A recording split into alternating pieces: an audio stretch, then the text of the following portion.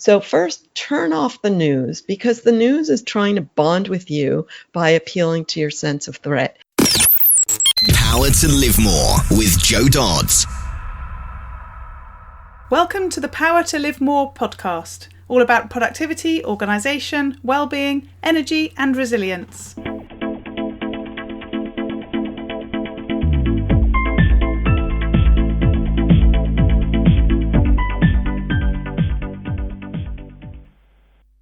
I'm Jo Dodds, and I started this show to enable interesting people to share their stories about how they use their power to live more, and by that I mean to do the stuff that they want to do more than the stuff that they need to or should do. It's about creating a life for yourself where you have the energy, health and space to be happy and fulfilled, spending your time as you'd like, whether that be at work, home or somewhere else entirely. That's your choice. Hello, my name's Ellie Dodds and I'm co-presenter, and today Jo is interviewing Loretta Breuning. Loretta and Jo met through one of Loretta's marketing team, and Jo was fascinated to interview her and is now off to read her books. Loretta is the founder of the Inner Mammal Institute, which helps people rewire their brain chemistry naturally. She's authored several books, including the bestseller Habits of a Happy Brain. Her work has been featured on Forbes, NPR, Fox, The Wall Street Journal, NBC, Psychology Today, Cosmopolitan, Inc., Men's Health, Fast Company, Dr. Oz, and many others. Back to the studio. Today I'm interviewing Dr. Loretta Breuning of the Inner Mammal Institute.org. So lovely to have you with me, Loretta. Hi, thanks for having me. And I'm very impressed because you actually know where I live, even though you don't live anywhere near here. Yeah, I roamed around there a lot. It's beautiful. So tell us a bit about who you are, what you do and where you do it. Well, I am founder of the Inner Mammal Institute. I help people understand their mammal brain, which controls their dopamine, serotonin, and oxytocin. I was a college professor for 25 years, and I was a little frustrated with both the motivation of the students around me and not just my students, but let's say my kids and other professors' kids. And I was also frustrated with the social science that was supposed to give us the answers. So I started researching the animal brain, and I was very excited by what I found. And I'm in Northern California. Lovely. And where do you work when you're there? Do you work from home? Have you got an office? Are you roaming around? I have an office in my home. Lovely. So great to have you here. I'm really excited to have this conversation, as much as anything else, because I was having a conversation with my husband this week about our daughter and her attitude to her netball. And he was saying she needs to read that chimp book. And I was like, why is that? And he's going, well, when I read it came me much calmer. And I was like, right, okay. So I thought that was good. And obviously now we're talking, and we're going to talk in broader terms, not just about the chimps. Presumably they'll crop up. But, yes, they will. And I hope she'll read my book. Yes, exactly. So really good timing. So so tell us more about why you do what you do. I mean, obviously you've started by sort of that overview of, you had those frustrations and you wanted to find out more, but the average person doesn't think that and then go off and research to such a degree and write books and become known for this sort of stuff. So what was the driver? Well, I could say that I grew up in a rather unhappy home. I'm a person with very few relatives, and they're mostly all dead. So I can say things that a lot of people can't. My mother was unhappy a lot, and I couldn't figure out why. So in a way, maybe I was motivated by that. But then when I was able to leave home, then social science was sort of my world. And that gives you the illusion that happiness is the default state of nature and something is wrong with our society. And then if you just fight society, then everybody will be happy. Well, that doesn't work, actually. So I guess I was sort of having a vacuum of understanding people. And then I started watching David Attenborough, my hero, and wow, like everything made sense. And the cool thing is he studied the animal brain back in the 50s when I think there was more openness to the facts. Today, there's a lot of tabooness around acknowledging the conflict between animals. But when you understand the conflict between animals, it's so easy to understand why humans make themselves miserable. And why do you think that taboo exists? Is it because we're trying to sort of distance ourselves from being an animal? No, I think because there's this ideology that the state of nature is effortless happiness and something has gone wrong and capitalism is the cause of unhappiness. And if you fight capitalism, then you'll be just happy all the time. And, I lived in that world. I have to say, I even taught that, and then it's like, whoa, this is just not true because humans have always had these nonverbal neurochemical impulses. We work hard to restrain them, but the impulses are still real. You can't, what I say is we have two brains because we need both. They have to work together. And if you have the illusion that you're just in your cortex, you're not. So let's unpick that a bit.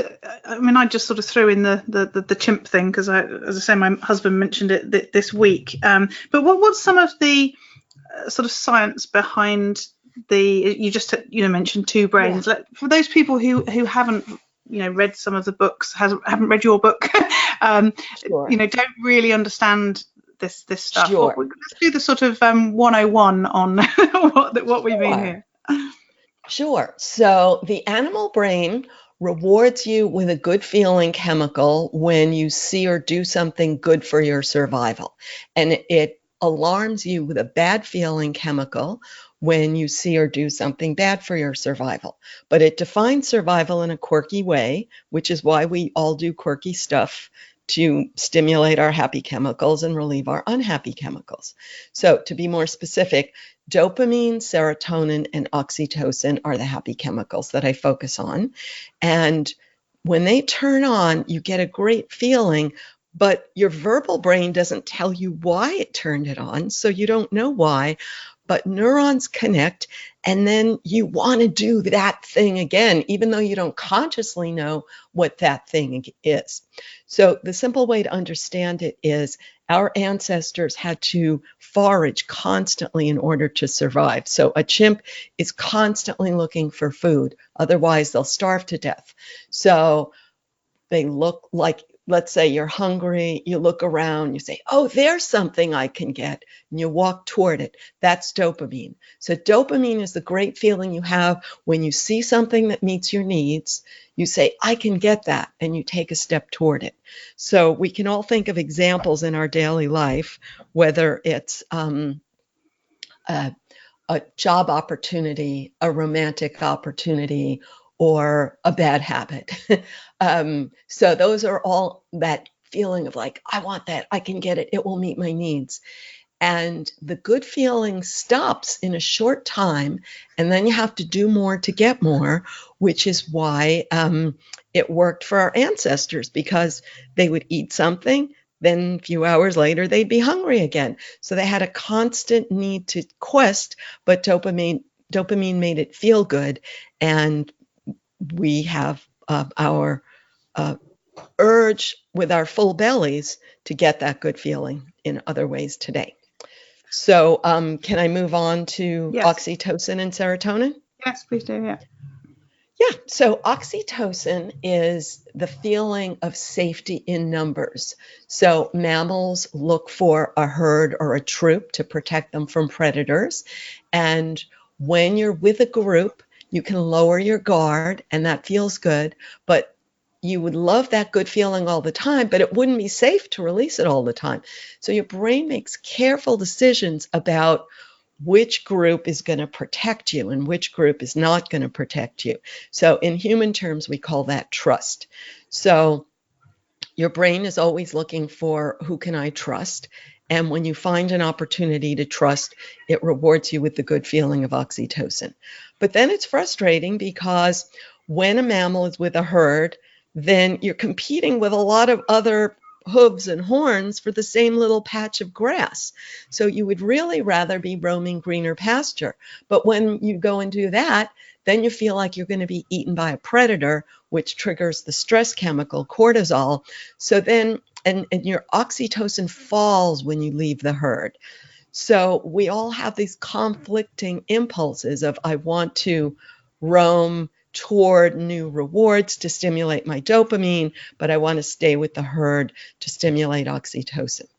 And what groups often do, they try to keep you in the group by scaring you about predators so that you don't leave. And every group does this by constantly chatting about their common enemy. And anytime you're with a group of people, just notice how they're talking about whoever is the common enemy of that group. And then a few hours later, you'll be with another group. And then they'll be chit-chatting about the common enemy of that group. So finally, let's talk about serotonin. So the complicated thing about life is that animals are very hierarchical in their groups.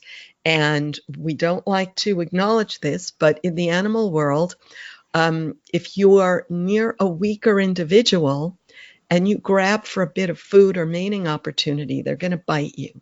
So your brain releases cortisol to alarm you when you're in the one down position, and that motivates you to withdraw.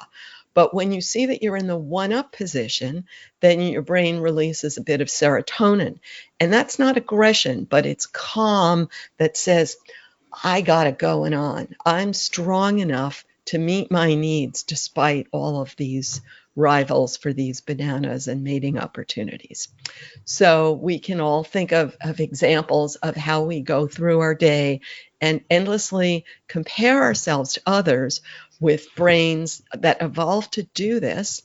And we feel good when we're in the one-up position, but we gravitate toward threats. Our brain prioritizes threats because that kept our ancestors safe. So you could always see like another person is stronger than you in this area, and this other person is stronger than you in that area. And you can drive yourself crazy constantly sort of focusing on your own weakness and then convincing yourself that they are putting you down. And this is sort of what people do. Interesting. I've never quite heard all of those described in that way, albeit I've read around 100% my original work. This is not from academic neuroscience. I got it from 100 years of research in a field called ethology, which it doesn't use that name much, although it does more so in Europe. Yes, yeah. And I think as well, we don't always hear about all those three at the same time. Correct. When people are talking either. So correct. Yeah. This is 100% my work. So in academia, each of these is what I call diseaseified. Right. So there's sort of this idea that in the state of nature, you're effortlessly happy all the time. And then something went wrong, and then you go to the doctor, and then they fix it for you. And this whole model, I think, is really not healthy at all. And when you asked me in the beginning, what's motivating me, I think, that's very much what's motivating me. And so what you're saying with the descriptions is and the comment that you've made about, people think in nature it all should be wonderful, is actually it ebbs and flows, and these things happen where you get more of this and less of it, and there's that tension, and that's a natural thing. So yes. So I guess the next question is, knowing that that's happening, what do we need to do as humans to enable us to, I don't know if it's balance it or get more of the good stuff, albeit the first thing that came to mind when you talked about dopamine and wanting more of it is that actually if you want more of the wrong things, then you've got, negative addictions and all that sort of stuff as well. So is balance a word that you'd be using? Very good question. I personally don't use that word because it has become, as we said, medicalized and Yeah. even diseasified, as if there's some perfect balance. But in fact, the core thing is that these chemicals did not evolve to be on all the time. They evolved to turn on for very specific purposes to motivate specific behaviors in specific settings that makes so much sense if you think of it from the perspective of a chimp or a caveman or whatever, or, a foraging ancestor. Now, what can we do in the modern world? So there's one core thing that we really need to focus on. We're all born with billions of neurons, but no connections between them. Unlike animals, the smaller the brain, the fewer neurons they have, but the more their neurons are connected at birth. So we just have this spaghetti of neurons that doesn't do a thing for us, which is why we're absolutely helpless and vulnerable at birth. And they connect from experience. So throughout your early years, each time your dopamine surged, each time your oxytocin or serotonin surged, that created connections, neural pathways that tell you this is what you need to do to survive. So we're all operating on that. So the first step, rather than calling it balance, I would call it self-acceptance. To accept that this is what's going on, and it can dispose us all to overreact, but I'm not really big on this endless self-criticism that is often marketed, especially in the mindfulness world. Like, my ego is bad, I should hate my ego. I don't think that's healthy for people. So I think it's better off to think, I have these circuits built from random chance. Everyone else is in the same situation. Nothing is wrong with me. Nothing is wrong with them. But I am challenged to manage this brain with these circuits and to feel good. So how can I feel good in the long run as well as the short run? And so acting like a jerk is not going to make you feel good in the long run. Indulging in impulses and bad habits is not going to make you feel good in the long run. And what makes us different from animals is that we do have this ability to anticipate long-run consequences. So we're constantly in this like, oh, I'd really love X, but when I indulge in X, then I worry about the long-run consequence. So some people indulge and then they have this overwhelming worry. So, and that overwhelming worry, I have another book coming out about anxiety. But bottom line is we can build new pathways, but it's very hard in adulthood because our neuroplasticity peaks in adolescence. So the simple short answer in the interest of time to build a new pathway in adulthood takes a lot of repetition. And in order to be able to repeat, you have to define very specifically the new behavior that you want to substitute for the old behavior, and then repeat it, let's say for 45 days, faithfully every day. And then a new pathway will build, and it won't be a superhighway like the one you myelinated in adolescence, but it will be big enough for your electricity to flow, and it will start to feel natural. Mm-hmm. So your best-selling book is Habits of a Happy Brain, and what you've just said sort of speaks to that. What examples have you got of people doing that? So let's talk sort of practical example of how that would happen. So a practical example of a dopamine habit, and I'll give you a practical example of an oxytocin and serotonin habit. So a dopamine habit, what I suggest is when you step toward a goal, that gives you a good feeling, because if you think of like a monkey is going toward a piece of fruit, when you first see the fruit and you say, I can get that, that's dopamine, but then each step closer, you get more dopamine. So many people are in the habit of doing this with big dreams, and many people are effectively motivated with big dreams. But the problem is often that the dream is too big, excuse me, and then the person doesn't see progress. So then they don't take the steps, they don't get the dopamine, and they don't keep taking the steps. So what I advocate is we need a long-term goal, a short-term goal, and a middle-term goal. So a short-term goal would be like, what am I going to get done before lunch? And then I'm going to have this great feeling like, wow, I did it. And instead of feeling like I'm swamped by endless to-dos, I can constantly be motivating myself with good feelings by dividing my life into small chunks that I have power over, so I don't feel like a victim. And well, that's enough for that one because I can go on. So oxytocin. So what would be an oxytocin new habit? So oxytocin is trust, but what happens in the animal world, you see like in a chimp video or something, if you let the wrong chimp get too close to you, they can bite you and they can kill you in an instant. So our animal brain is very guarded against betrayed trust. So when you trust someone, you may have expectations that are your own, and sometimes they're excessive and unrealistic. So that other person disappoints your expectations, and that triggers your cortisol, and it builds a pathway, and you say, whoa, I'm never going to trust them again, and I'm never going to trust anyone like them again. And then you're on your guard, and over time it becomes hard to trust. So what I recommend is build trust in small steps. And this is not the same as like giving money to a person on the street, because what your mammal brain cares about is having someone there for you in the long run. So let's just think of a simple example. Let's say a person in the desk next to you that gets on your nerves, or a next door neighbor who gets on your nerves. And you don't want to like buy them a new car and then go back to being annoyed with them.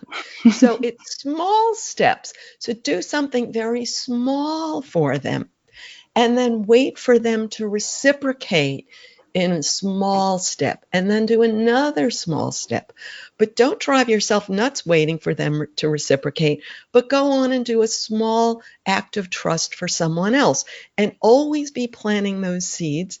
And then every day you'll wake up and say, oh, one of my seeds is going to sprout today. I don't know which. I can't control other people, but it feels great when they do. So that's the oxytocin solution. Now, serotonin. So this is difficult because, as I said, people are always sort of making those social comparisons, and then often seeing their weakness, and that triggers stress chemicals. But when you see your strength, what's the problem? Well, first, maybe it feels awkward because you think it's crude to put yourself above others.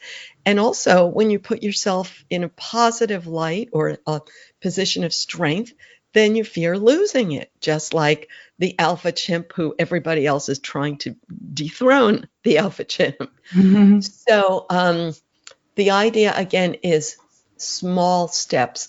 So frequently put yourself in a positive light, especially when you learn to notice yourself making social comparisons, learn to notice yourself putting other people in the position of strength and obsessing over your own weaknesses, and just for 30 seconds, just say, oh, but I also have this advantage.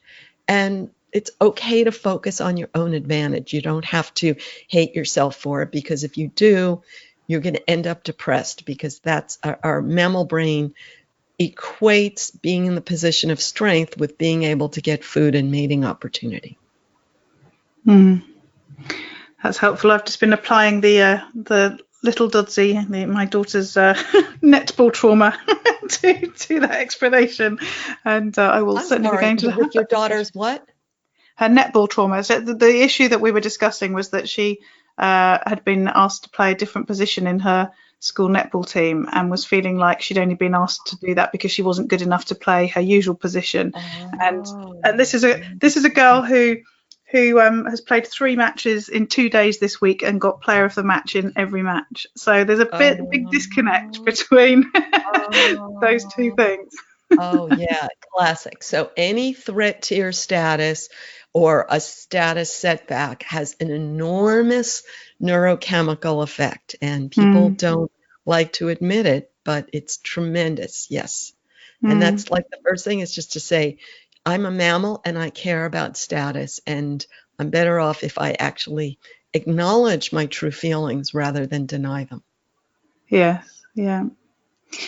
So what sort of tips and ideas have you got for people to start to think about some of these things personally? So you've given us some great examples to sort of further explain those changes to sort of rewire your brain to get to that sort of happier state. How can people, so if I was listening to this and I'm somebody who feels quite down a lot of the time, or wouldn't admit to saying that I feel happy, and I want to do things differently, what's the sort of some of the things people can start to think about in order to make some of those changes? Okay, so one is to sort of design a personal self-soothing tool that you can always have with you, that you can always look forward to, that's always available to you, and you have control over it. So it's not like calling a friend, because you don't really have control over that. So the one that I use a lot that I just think is funny, like let's say you're at work and somebody gets on your nerves and you get really upset. If you put some comedy on your phone and you have earphones and you walk up and down stairs while listening to comedy. So it's like it's working your mind and body, and it's so fully absorbing that it sort of sucks the electricity out of the circuits that you were activating. And you can do this for 20 minutes. Your body metabolizes half of the cortisol. If you do it for 40 minutes, your body metabolizes 75% of the cortisol. So cortisol has a half-life of 20 minutes. So anytime you get triggered, you easily get sucked into a loop, because cortisol tells your brain to look for evidence of threat. You can see how this would work in the state of nature. I smell a predator, I look for the predator. So once you're triggered, you look for evidence, and then you say, look, I can prove it. They're all against me. Look at what they're doing to me. It's never going to be better. It always happens to me. And that triggers the circuit of whatever went wrong when you were young, which is a very well-developed circuit. And you are absolutely convinced that this always happens to you. So the alternative is to build a new circuit, and the new circuit is never going to be as big as the one you've already replayed 1,000 times. So you can work on, like I mentioned that one example, but you could build a number of these little sort of go-to self-soothers. I call it filling your pantry with anxiety tamers. And I call it digging the well before you need the water. So how can I have this comedy that will cheer me up in a bad moment? Well, I personally have to look through a lot of comedy, because most of it I hate. Most of it to me is like so bitter and angry and blaming. So it takes time to find what I like. And if I do that when I'm in a bad mood, then I end up with more cortisol. So it takes sort of some preparation, and also to sort of chunk my life so that, when I wake up in the morning, I have more energy and more calm. And then as I go through the day, I have to plan other things to do, so I don't try to do the hardest things when I'm already triggered. Yeah, I have a self-soother, but mainly only when I'm in my house, which is singing, because I do choral singing. So by the time I've followed music, come in at the right time, sung nicely, and breathed properly, I haven't done the walking up and down the stairs bit, but I am physically there too, and that does make a big difference for me. That's great, because as you know, singing uses your breathing muscles a lot, and the breathing muscles are the place where we hold threatened feelings. That's fabulous. Very good. Lovely. So I love that as a a thing for people to take away and look at using to help them. And that's partly about being happy. It's also about being less anxious. And you talked about that being your next book. Yes. It's a massive thing currently, isn't it? Anxiety. I did a mental health at work for first aid course this last week, which I keep laughing to myself. I work on my own, so I'm not going to need to use the skills very much. but I thought it was something that was worth doing, because I sort of look at well-being and so on. And there's just, aside from just general anxiety, there's just so many issues around, people having thoughts and getting stressed because of the thoughts and building things up into a bigger issue. And then, of course, there are the more serious mental illnesses as well. What are your sort of, and again, we've got limited time, but what are your sort of main points about the anxiety piece currently? First, I should mention, so I have a book called The Science of Positivity. And I prefer not to use diseasifying words because anxiety now has become like a medical disorder. Yes. And the whole expectation that the healthcare system can and should fix it for you takes away from people's expectations that they have to manage the mammal brain that they're born with. And I hear from readers who have had bad effects from pills. And in the long run, your body can habituate to pills, so you need more and different ones, and that augments the bad effects. And it's not, I think, the right approach. I think a better approach is to understand how our brain works, understand that our circuits are built from past experience, so we tend to overreact. And the big thing is that our lives are so safe today that our brain is looking for threats because that's what it's designed to do. And then people try to bond with you by appealing to your sense of threat. So first, turn off the news because the news is trying to bond with you by appealing to your sense of threat. And then, when you're in all of these negative conversations with people who bond around threat, I just think it's so unhealthy and I just avoid it. And I don't know, if you have to be a social outcast, I think that's better than bonding with people about anxiety. And finally, I have to say that I have this sort of deja vu of being with a therapist when our kids were young and being advised with the therapist, to bond with the kid around anxiety. And I'm thinking, yeah, but isn't that going to create more anxiety? And I think we've really, we've taught people that anxiety gets rewarded. I mean, a child who says they're feeling anxious gets relieved from taking a test. This is crazy. So in human history, you had to manage your anxiety in order to get rewards. Now you get rewarded for saying I call it victim Olympics. Whoever, has more of an appeal to having a bad life gets the reward. I don't think this is healthy. No. So how can people, or how can we as a society do that differently? Because it's different. It's that thing between showing some sort of sympathy, understanding, and trying to help people. From what you've just said, there is a thin line that you try to do that, but you don't want to take away that responsibility from people. But if you push it at them and sort of abdicate responsibility, then how can they help themselves as well? Yeah. So I have a new book called Tame Your Anxiety. So my book, The Science of Positivity, is focused about doing this to yourself and being committed to saying it is worth being positive, even if other people are negative. I can't change the world. Other people will be negative. That's the reality. And if I say that I'm not going to be positive until my whole herd marches toward positivity, my life may go by in pure negativity. So it's making the decision that it's worth being positive, whether other people are not. But you ask a valid question. So, but if I have already done that, and then if I still have a little bit of energy left and I still want to help other people, what can I do?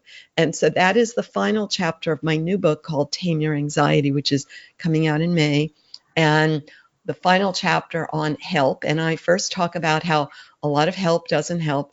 So one of the best things you could do is to model the behavior you want. So people will learn more from what you do than what you say. So when you model positivity, that they're going to learn from that. So if you tell other people, the simple example is if someone feels like they're being chased by a predator and you tell them to visualize themselves on a tropical beach, then they're like, no, I don't want to do that. The lion will get me, right? So the better answer is, if I feel like I'm chased by a lion, instead of focusing on the lion, I focus on the path in front of me. I take one step in front of another, and soon I'm back enjoying delicious grass.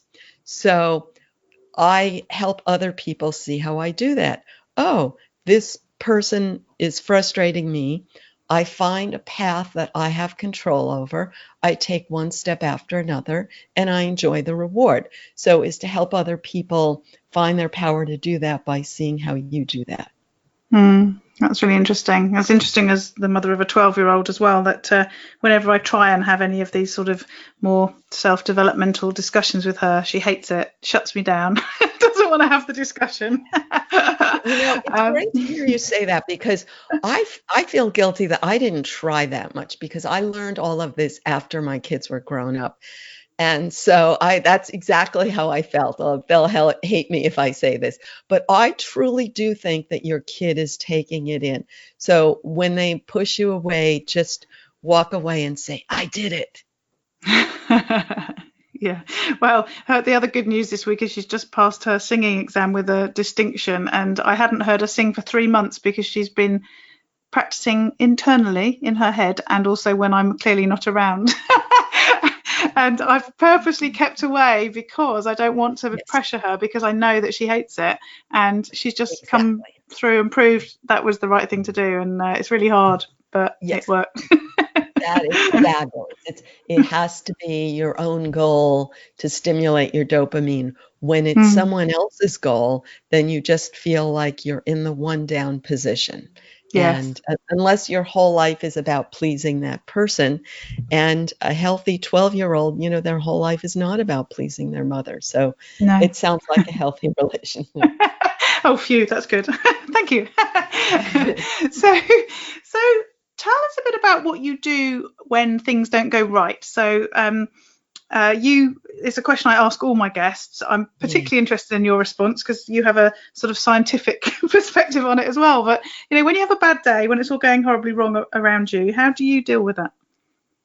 Oh, I have to say, I do feel like things go wrong in strings, Doesn't it feel that way? Yep. And I personally don't believe in astrology. And here in Northern California, you have a certain number of people who do. And I sort of joke with my husband, it must be one of those moons that's gotten wrong. But then, there are days when 3 people suddenly get back to me and I have a string of good news. And it's so random. And when you have this string of good news, it's easy to build unrealistic expectations, because when you have this big string of happy chemicals and it paves a neural pathway and you think this is how life should be, and then when it's not that, you feel disappointed, like what's gone wrong? So I have to really remind myself that I can't control life. And my favorite metaphor is, if I keep putting irons in the fire, I don't, one day one of them will heat up and one day another one will heat up, and I can't control it and I can't predict it. So if I have a day when none of those irons heat up and I'm so frustrated and I feel like, God, I've worked so hard, I'm not getting anywhere. And then I think, well, so when when none of my irons heat up, then this is my day to put a new iron in the fire. And every time something goes right, I tell myself, this is a seed I planted years and years ago, and I couldn't have predicted, that it would have bloomed today. So I just have to, on a bad day, keep saying, this is a day that I'm going to have a little free time to plant a seed. Mm-hmm. Yeah, that's really helpful. Thank you. And what about those days where you end the day knowing that you've had a chance to live more? And that's what I say is about doing more of the things that you want to do and less of the things that you feel you should do or you have to do. What does that day look like? Oh, what is it that I do? Oh, okay. So I'll start, like, the hardest things are when I want to ask for something.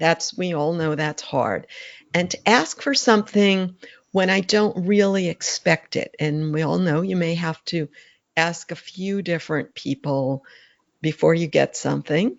And when someone you think is maybe not especially on the same page as you, but maybe have enough overlap that you think it's worth a try. So you put out a feeler and you say, would you be interested in X? And I don't love to do that. So sometimes a few of those accumulate on my desk, and then my desk is full and I think, I got to clear this off. So I say, okay, so I'm going to clear my desk off and then reward myself with something. So clearing it off and writing those feelers, those requests, maybe open-ended introductions, and then I'm going to reward myself. So my favorite reward is listening to a foreign language video. And I always feel like when it's in a foreign language that I sort of understand French or Spanish, that I have to work so hard. I read the subtitles and that helps. And then I can understand what they're saying only if I read the subtitles. And I have to work so hard to process all of this that it absolutely clears my circuits and wipes my slate clean so that I just get away from whatever I was doing. But it's hard for me to find foreign language videos that are sort of fun and funny and not sort of depressing. So I have to really look for them, and then I sort of have to have a queue of them waiting for me when I've had a hard day or when I want to reward myself. Wow. I don't think anyone's ever said that that's what they do, or will probably ever say that again. But I do have a recommendation. It's and while I'm watching the video, then I try to stretch so that I'm not just sitting there, because I've been sitting all the time. So I try to move while I'm watching it. Yeah. I'm very impressed. So, well, I have a recommendation for a foreign language film that has lots of funny bits in, but it's very poignant because it's a serious message as well. Have you seen Life is Beautiful, the Italian film? I haven't, because I thought it would be so depressing, but it's not. It's my favorite film. It's uplifting. It's my favorite film. It's obviously it's an awful subject, but it's that the man makes a game out of the whole thing for his child. So there's lots of funny moments in it, and it is an uplifting film. So I would absolutely recommend it. And it's obviously in Italian with subtitles. There you go. Yeah. Oh, I'd love that. But I just thought it was going to be horribly depressing. Oh, that's interesting. Well, I have one for you that's just like this, but it's all in English. It's called Empire of the Sun. Do you know it? I have seen that. I'm sure I've seen that. Is that the one with the big red and yellow imagery? I think so. On it. Yes, I think I have seen it, but I will put it on my list of things to watch again. Oh, it's so moving. So here's the deal. It's written by a British guy who grew up in the British colony in Shanghai when it was when the Japanese came and occupied it, and he was sent to a concentration camp. And in this case, he was more the strong individual, and it was his efforts to help his parents and help others that sort of helped him and made a positive thing out of it. And it was so moving that when I went to Shanghai, I had to sort of look for the place and hang out on those streets where it happened, which of course were affected by 50 years of communism and It doesn't look the same, but it's very moving to go there. But I was so moved by it that I researched the author, and it was mind-blowing. I wrote about this in Science of Positivity. And now I can't remember the whole story, but the author did an interview on a British radio show, and he told the true story of what really happened to him rather than the idealized story in the movie. And Yeah. I think that's where I forgot. It was very different. Yeah. And I can't remember the whole thing, but it's in my book, Science of Positivity. Well, I will check that out, and I will also look for The Empire of the Sun again. As I say, I'm sure I saw it, but a long time ago, so I will check that out. So thank you so much, Loretta. It's been a really interesting conversation. Really appreciate you taking the time to come on the show. Sure. Thank you so much for having me. Enjoyed it. And tell people how they can find out more about you, find out about your books, connect with you, and so on. Sure. So the Inner Mammal Institute is at innermammalinstitute.org, and I have free videos and blogs and lots of resources, and all of my books are listed as well. Lovely. Brilliant. Thank you. Sure. Take care. Thank you. All this information is available in the show notes, which you can find if you go to the link powertolivemore.com/ in this case 104. And the tool that I shared on the newsletter last week isn't a tool as such, it's a charge card. So it's called Revolute. And the week before I'd shared a resource prompted by our recent holiday, and this time it was another holiday tool, but it's useful as well when you're not on holiday. And a friend and I recommended this. So Colette Mason, who was on show 81, and I recommended this to Sophie Jury, who was on show 18 on Facebook, because she was asking for some advice around a particular need. And this is a charge card that you can use when you're abroad to much reduce currency charges. Basically, you add money to it, and then when you spend abroad, you just pay using the card, and it offers much reduced charges. But it's not all that you can do with it. You can order as many real cards and virtual cards as you like. And Sophie actually used one to take on a night out, confident that all she had on it was spending money. And in any event, she could stop it working in 2 seconds via the app on her phone if she lost it or it was stolen. I like it too because you can use virtual cards to make purchases online, and that also includes a facility where you can use a different card for each transaction, or rather a different card number for each transaction, which really ups the security. So, you're not using a card and then using it again. In effect, you just use it once and then you get a different number for the next time. It's free to set up an account, and you can do it from your phone. And you get the following benefits. You get a free UK current account, a free Euro IBAN account. You can spend in over 150 currencies at the interbank exchange rate. There's no fee exchange in 29 fiat currencies up to £5,000 per month. And there's a no fee ATM withdrawal offer up to £200 per month. So we found it really useful in our family when we've been away. I haven't yet got organised enough to use it on business purchases when I'm buying from the States, but that will be another good way of using it because of the ridiculous exchange rates. So if you're interested in finding out more, then go to joedodds.com/recommends and then /Revolut, REVOLUT. So that's joedodds.com/recommends /Revolut, REVOLUT. So this week I've been spending a lot of time working on my new online learning community. So you'll find out more about that as time goes on. But that's it for now. And the link to the show notes for this week are powertolivemore.com /104. And we look forward to speaking to you next week. Use your power to live more.